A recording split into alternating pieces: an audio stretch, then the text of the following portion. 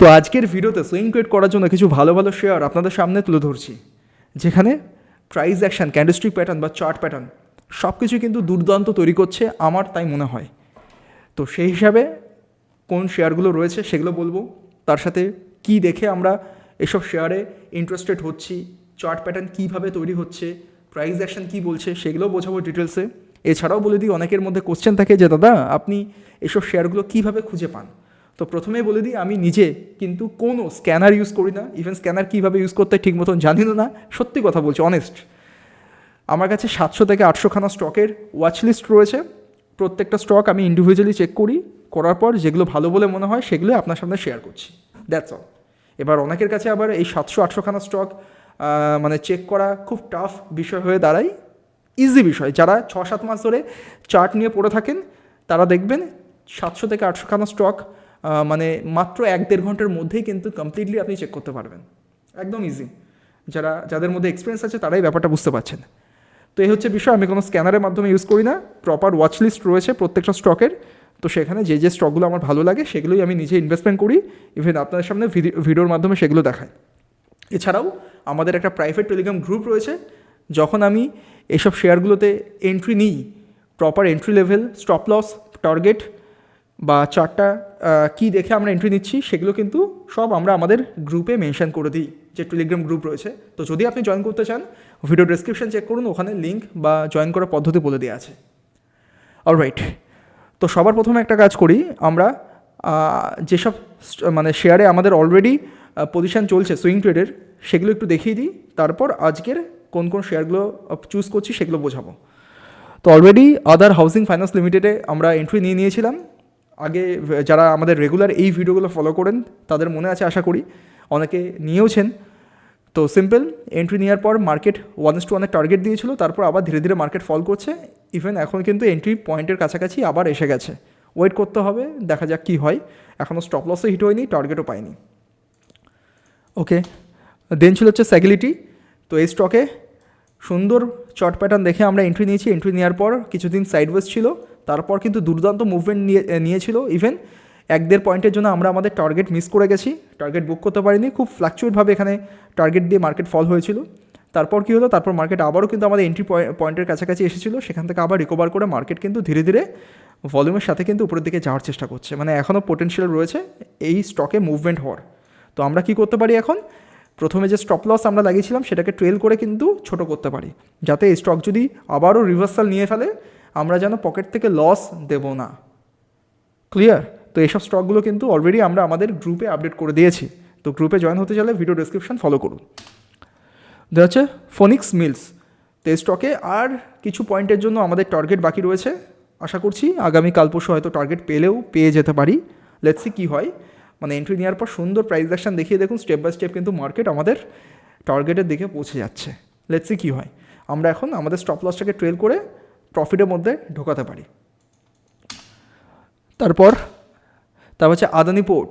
তো এই স্টকে আমরা এইসব জায়গায় এন্ট্রি নিয়েছিলাম, নেওয়ার পর মার্কেট কিছুটা কারেকশন নিয়েছিল, তারপর আবার উপরে গেছে প্রাইস অ্যাকশন দেখিয়ে, দেন এখানে কিন্তু সাইডওয়েজ হয়ে রয়েছে।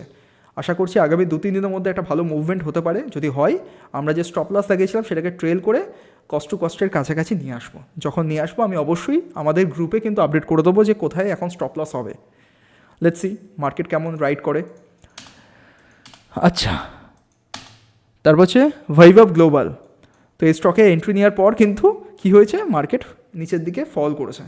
এখনও আমাদের স্টপ লস যায়নি, মানে এন্ট্রি অ্যান্ড স্টপ লসের মিডিল পয়েন্টে কিন্তু ঘোরাফেরা করছে লসের মধ্যে। লেটস সি কী হয়, যদি মার্কেট এখান থেকে সাপোর্ট নিয়ে উপরের দিকে যায় তখন স্টপ লস আমরা ট্রেল করে নেবো। আদারওয়াইজ যদি স্টপ লস হিট হয়ে যায় সেটাকে অ্যাকসেপ্ট করে আমরা বেরিয়ে আসবো। যে স্টকে আমরা এন্ট্রি নিই এরকম কোথাও কনফার্ম নেই যে সবকটা স্টকেই আমরা টার্গেট পাবো। কিছু কিছু স্টকে আমাদের এসএলও হিট হয়, সেটা অ্যাকসেপ্ট করতে হয়। এসএল দেওয়ার সময় কিন্তু ছোটো এসএল দিই, টার্গেট নেওয়ার সময় বড় টার্গেট নিই। সেখানে 2-3টে স্টকে যদি আমাদের এসএলও হিট হয় না, তাতে গায়ে লাগে না, কারণ একটা স্টক দিয়ে সেই 2-3টের লস কিন্তু রিকভার করে দেয়। এটাই নিয়ম। এইভাবেই কিন্তু proper risk to reward ratio বা রিস্ক ম্যানেজমেন্ট ক্যালকুলেশন করতে হয়। আচ্ছা, এবার দেখে নিই যে কালকে ট্রেড করার জন্য বা আগামী 2-1 দিনের মধ্যে ট্রেড করার জন্য কোন কোন শেয়ারগুলো বেস্ট সুইং ট্রেডের। তো প্রথমে আছে গোদাবরী বায়ো রিফাইনারিজ লিমিটেড। আচ্ছা, স্টকটার প্রাইস অ্যাকশন ভালোভাবে বুঝুন কী করতে চাইছে। প্রথম কথা, প্রাইস ধরুন নিচ থেকে এখানে একটা ভালো বেস তৈরি করেছিল, প্রথমে ফল করেছিল, ফল করার পর এখানে বায়ার অ্যান্ড সেলারদের মধ্যে ভালো টপ ফাইট দেখিয়ে বায়াররা ভালো একটা স্ট্রং বেস তৈরি করে কিন্তু বড় বড় ক্যান্ডেল দিয়ে মার্কেট উপরে গেছিলো। তারপর কী হলো, একটা প্রাইস অ্যাকশন দেখে আবার উপরে গেল, মানে হায়ার হাই প্রাইস অ্যাকশন তৈরি হচ্ছে। তারপর কিন্তু এখানে কন্টিনিউ কিন্তু সাইডওয়েজ হয়েছিল। সেলিং মার্কেট সবসময় ফার্স্ট হয়, যদি সেলারদের মধ্যে দমই থাকে তো সেলাররা এতক্ষণ মার্কেটকে একটা লেভেলে টিকিয়ে রাখবে না, সেলাররা কিন্তু ডাম্প করবে, সেটা কিন্তু করতে পারছে না। কোথাও না কোথাও বায়াররা এর মধ্যে আরও এন্ট্রি নিয়ে দেওয়ার চেষ্টা করছে। তার সাথে কি দেখতে পাচ্ছি, তার সাথে কিন্তু প্রাইস অ্যাকশন ওয়াইজও সুন্দরভাবে একটা ট্রেন্ড লাইন প্রাইস আপাতত রেজিস্ট্যান্স পাচ্ছে, মানে ট্রেন্ড লাইনকে বারবার টাচ করছে, ফল করছে, টাচ করছে, ফল করছে। দেখুন এইভাবে কিন্তু কন্টিনিউ ফল করছে। তো আগামীকাল বা আগামী 2-1 দিনের মধ্যে যদি এই ট্রেন্ড লাইনটাকে ভালোভাবে ডেলিতে একটা ক্যান্ডেল, বুলিশ ক্যান্ডেল দিয়ে যদি ব্রেকআউট করতে পারে, তাহলে ইজিলি আমরা এখানে কিন্তু এন্ট্রি নেব। এন্ট্রি নেওয়ার পর নিয়ারেস্ট যে রেড ক্যান্ডেল থাকবে বা নিয়ারেস্ট যে সুইং লাগিয়ে মার্কেট উপরে যাবে তার নিচে 2-5 পয়েন্ট ছেড়ে আমরা এসএল লাগাবো। আর যেটুকুনি পয়েন্ট এন্ট্রি থেকে এসএল থাকবে তার দ্বিগুণ আমরা কিন্তু টার্গেট নেওয়ার চেষ্টা করব। আমাদের টার্গেট থাকবে ম্যাক্সিমাম এর কাছাকাছি। লেটস সি এবার মার্কেট কীভাবে কাজকর্ম করে। সুন্দর প্রাইস অ্যাকশন তৈরি হচ্ছে, এবার চুপচাপ বসে ফলো করার দরকার যে প্রাইস কখন ব্রেকআউট দেবে। ব্রেকআউট না হলে কিন্তু ট্রেড করতে যাব না আগের থেকে, আগে ব্রেকআউট হোক, কমপ্লিট হোক, ক্লোজিং করুক, দেন গিয়ে আমরা ট্রেড করতে যাব। আর কমেন্টে বলুন এই চার্ট প্যাটার্নটা কী বলে। এখানে একটা চার্ট প্যাটার্ন তৈরি হয়েছে, রাইট? আমরা চার্ট প্যাটার্ন যে ভিডিও করেছিলাম সেখানে বলেছিলাম, তো এই চার্ট প্যাটার্নটা কী বলে অবশ্যই কমেন্ট করে বলবেন। তো এই চার্ট প্যাটার্নের ব্রেকআউট হলে কিন্তু সেটা বুলিশের ইঙ্গিতই দিচ্ছে। আর সাথে দেখুন ভলিউমও কিন্তু বুলিশের সাইডে কিন্তু রাইজ করছে। ক্লিয়ার? তো গোদাবরীকে ওয়াচ লিস্টে সেভ করে রাখুন, ফলো করুন, দেখুন কি করছে। দেন হচ্ছে BLAC। তো এই স্টকটাকে আমরা বেছে নিচ্ছি, তার পেছনে কারণ কি, প্রথম কথা দেখেছি প্রাইস কিন্তু লোয়ার হাই লোয়ার লো দেখিয়ে নিচে কন্টিনিউ ফল করছিল, খুব ভালো কথা। দেন এখানে সাপোর্ট নেওয়ার পর দুম করে প্রাইস কিন্তু উপরের দিকে গেছিলো, একটা ভালো রেজিস্ট্যান্স পেয়ে কিন্তু আবারও ফল করেছিল। দেখুন খেয়াল করে এবার কিন্তু আর লোয়ার হাই লোয়ার লো তৈরি করছে না। যদি এই লোটাকে ভাঙতো প্রাইস হয়তো আরও নিচে ফল করতে পারতো। এই লোটাকে টিকিয়ে রেখে এবার দেখুন নতুন লো তৈরি করার চেষ্টা করলো, সেখানে সাপোর্টে কিন্তু আবার সেম রেজিস্ট্যান্সে ধাক্কা মারছে, মানে বারবার এবার রেজিস্ট্যান্স ব্রেক করার চেষ্টা করছে। তো অলরেডি যদি ভালোভাবে আপনি নজর দিয়ে দেখেন তাহলে দেখতে পারবেন যে ডাব্লু প্যাটার্ন কিন্তু ফর্ম তৈরি করে দিয়েছে, শুধু এখন ব্রেকআউট হওয়া অবধি ওয়েট করতে হবে। মানে ডাব্লু প্যাটার্ন যে নিচে এসে তৈরি করেছে, এবার যদি এর উপরে একটা ভালো ক্যান্ডেল দিয়ে ব্রেকআউট করে তাহলে ইজিলি আমরা বাইং করতে পারি, ছোট্ট এসে লাগিয়ে টার্গেট কিন্তু ইজিলি আমরা 1:2 এর প্ল্যান করতে পারি যদি ব্রেকআউট হয়। তাহলে আগের থেকে ডাব্লু প্যাটার্ন তৈরি করে দেবে এই ভেবে কিন্তু দুমদাম কিন্তু ট্রেড করা উচিত না। আগে প্রপার ব্রেকআউট করুক, ব্রেকআউট করলে এখানে যে 2-3 রেড ক্যান্ডেল থাকবে তার নিচে আমরা এসএল লাগাবো, 2-5 পয়েন্ট ছেড়ে যেটুকুনি এসএল হবে তার এগেনস্টে কিন্তু দ্বিগুণের টার্গেট রাখতে পারি। কিন্তু ব্রেকআউটটা হোক, তারপর গিয়ে আমরা এন্ট্রি নেবো। সিম্পল ডাব্লু প্যাটার্ন, আর সাথে প্রাইস যে ফল করেছে, ফলিংয়ের পর কিন্তু একটা হায়ার হাই একটা চান্স দেখাতে পারে। লেটস সি কী হয়। এবার যদি না দেখিয়ে মার্কেট ফল করে অ্যাভয়েড করুন, দরকার নেই।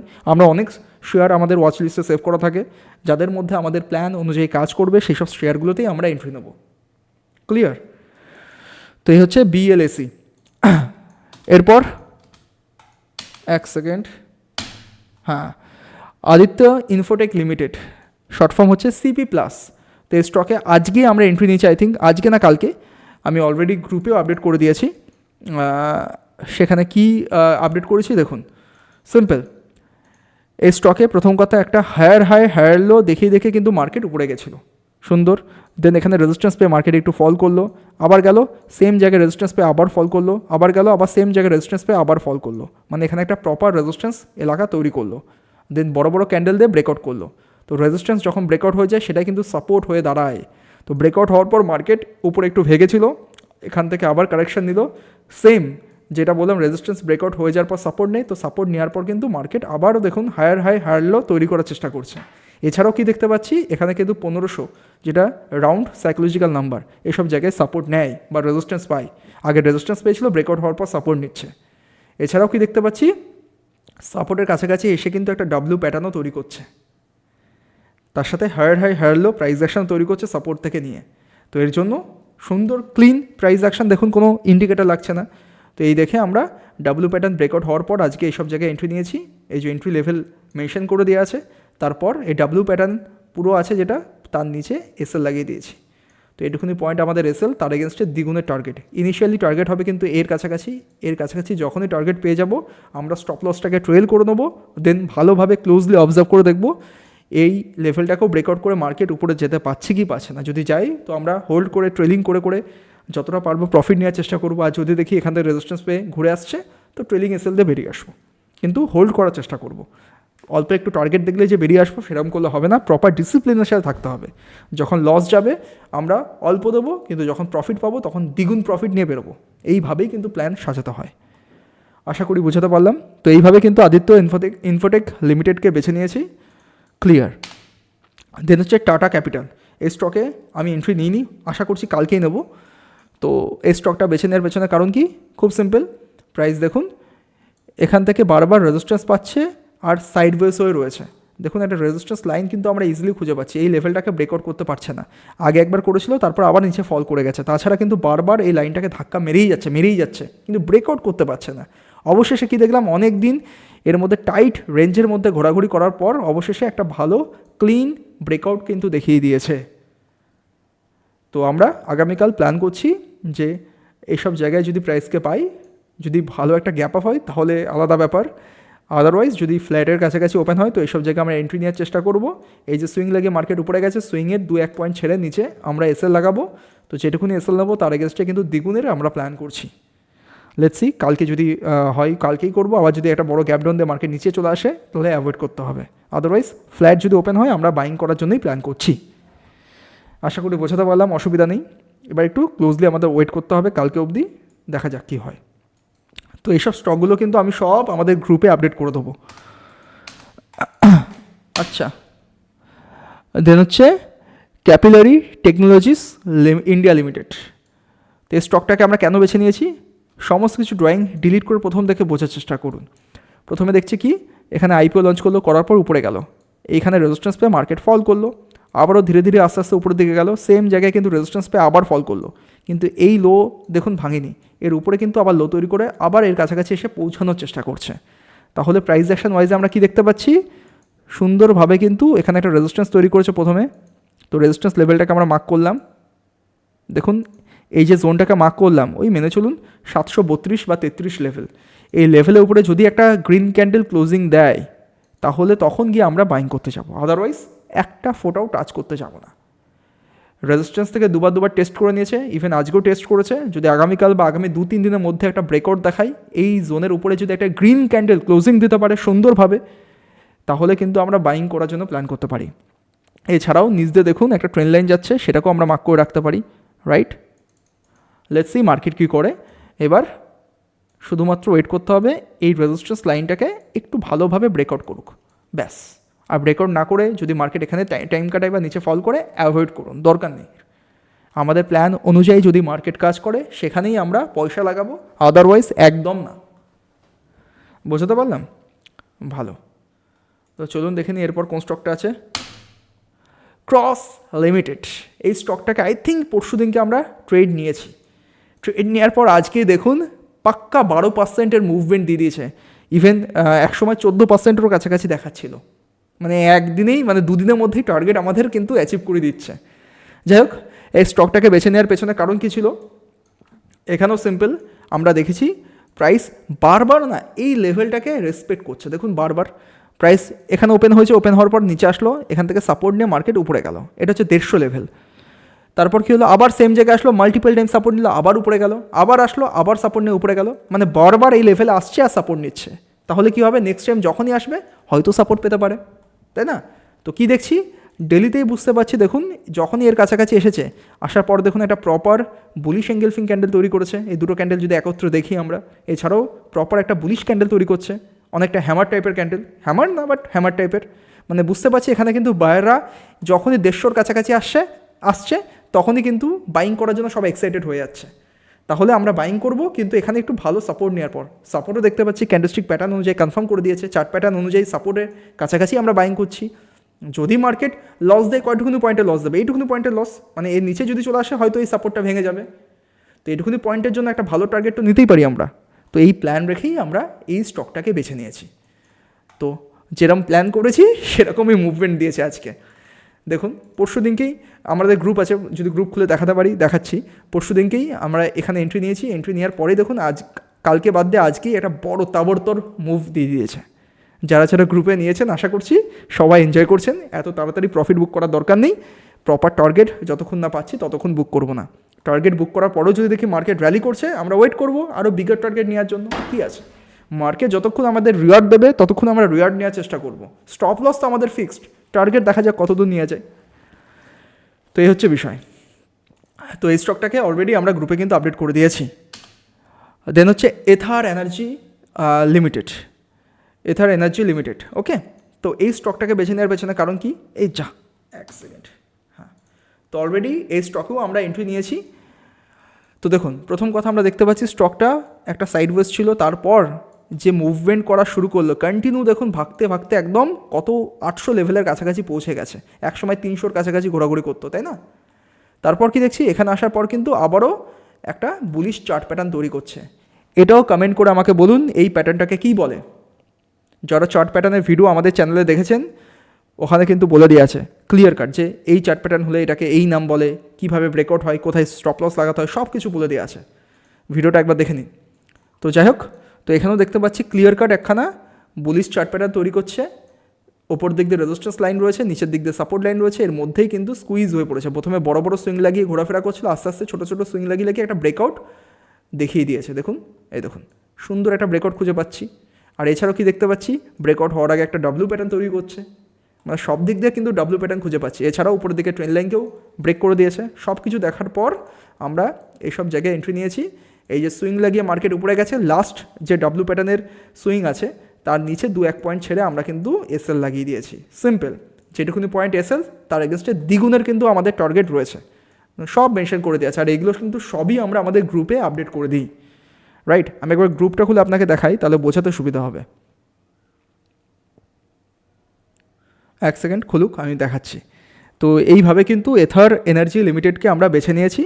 আশা করছি বুঝতে কোনো অসুবিধা নেই। প্রপার কিন্তু ক্লিন প্রাইস অ্যাকশন, কোনো ইন্ডিকেটার কিচ্ছু লাগানো নেই। রাইট, এই যে দেখুন এখানে কিন্তু সব আমরা মেনশন করে দিয়েছি। এই দেখুন ক্রস লিমিটেড 18 ডিসেম্বর কিন্তু আমি আপডেট করে দিয়েছি। দেখুন বাইং করার সময় কিন্তু মেনশন করেছি এখানে বাইং করতে হবে, দুম করে একটা বড় ক্যান্ডেল দেখিয়ে দিয়েছে।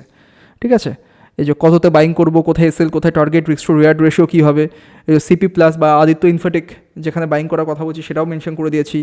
ঠিক আছে, ইভেন এথার এনার্জি যেটা কিছুক্ষণ আগে দেখালাম এই স্টকেও কিন্তু এন্ট্রি নিয়ে নিয়েছি, সেগুলোও কিন্তু মেনশন করে দিয়েছি। রাইট, তো এইভাবে কিন্তু আপনি গ্রুপে সব কিছু আপডেট পেয়ে যাবেন সুইং ট্রেড বিষয়ে। তো আশা করি এই স্টকটাও বুঝতে পেরেছেন। ওকে, দেন লাস্ট কী আছে, সেনোয়েস ফার্মাসিউটিক্যালস। আচ্ছা যাই হোক, এই স্টকটাকে কি দেখতে পাচ্ছি, প্রথম কথা দেখুন, নো ডাউট এই স্টকটা কিন্তু ধীরে ধীরে আপ মুভ করতে করতে মার্কেট উপরে যাচ্ছে। রিসেন্ট কি দেখতে পাচ্ছি, রিসেন্ট দেখতে পাচ্ছি প্রাইস কিন্তু বারবার এখানে কিন্তু একটা ধাক্কা খাচ্ছে, এই লেভেলটাকে ব্রেক করতে পারছে না। মোটামুটি 840 লেভেল আপনি মেনে চলতে পারেন। কি দেখতে পাচ্ছি বারবার, যে এই লেভেলের কাছাকাছি যখনই আসছে কিন্তু প্রাইস এই লেভেলটাকে আর ব্রেকআউট করে ক্লোজিং দিতে পারছে না, এখান থেকেই বারবার নিচের দিকে ফল করছে। তাহলে মানে কি, তার মানে বাইং আমরা তখনই করব যখন এই লেভেলটাকে একটা ভালো বুলিশ ক্যান্ডেল দিয়ে ব্রেকআউট দেবে, তারপর গিয়ে আমরা বাইং করতে যাব, আদারওয়াইজ আমরা বাইং করব না। এই স্টকটা ধীরে ধীরে কিন্তু উপরের দিকে যাচ্ছে, এখন এখানে রেজিস্ট্যান্সে দাঁড়িয়ে রয়েছে। রেজিস্ট্যান্স আগে ক্লিয়ার হয়ে যাক, ব্রেক হয়ে যাক, তারপর গিয়ে এই স্টকে আমরা বাইং করতে যাব। আর যতদিন না ব্রেকআউট দেবে ততদিন আমরা কিন্তু টাচ পর্যন্ত করব না। আর ব্রেকআউট হওয়ার পর লেটেস্ট যে সুইং থাকবে তার নিচে আমরা এসএল লাগিয়ে দেবো, যেটুকুনি পয়েন্টের এসএল হবে তার এগেনস্টে কিন্তু দ্বিগুণের টার্গেট আমরা নেব। ক্লিয়ার? তো এই হচ্ছে আজকে স্টক। আশা করি দেখে নিই একবার আর কোনো স্টক আছে নাকি বেঁচে, না এগুলোই। তো আশা করছি প্রত্যেকটা স্টক থেকে কিছু না কিছু শিখতে পেরেছেন, যে কীভাবে চার্ট পড়তে হয়, কীভাবে প্রাইস অ্যাকশন দেখতে হয়, কীভাবে ক্যান্ডেল প্যাটার্ন দেখতে হয়, কীভাবে এন্ট্রি নিতে হয়, কীভাবে স্টপ লস লাগাতে হয়, কীভাবে টার্গেট প্ল্যান করতে হয়। তো যদি ভিডিওটা ভালো লাগে থাকে, যদি ভিডিও থেকে কিছু না কিছু শিখে থাকেন, তাহলে প্লিজ ভিডিওটাকে লাইক শেয়ার কমেন্ট করে দিন। আর আমাদের চ্যানেলে নতুন হয়ে থাকলে চ্যানেলটাকে সাবস্ক্রাইব করতে ভুলবেন না। দেখা হচ্ছে কালকে। Good bye.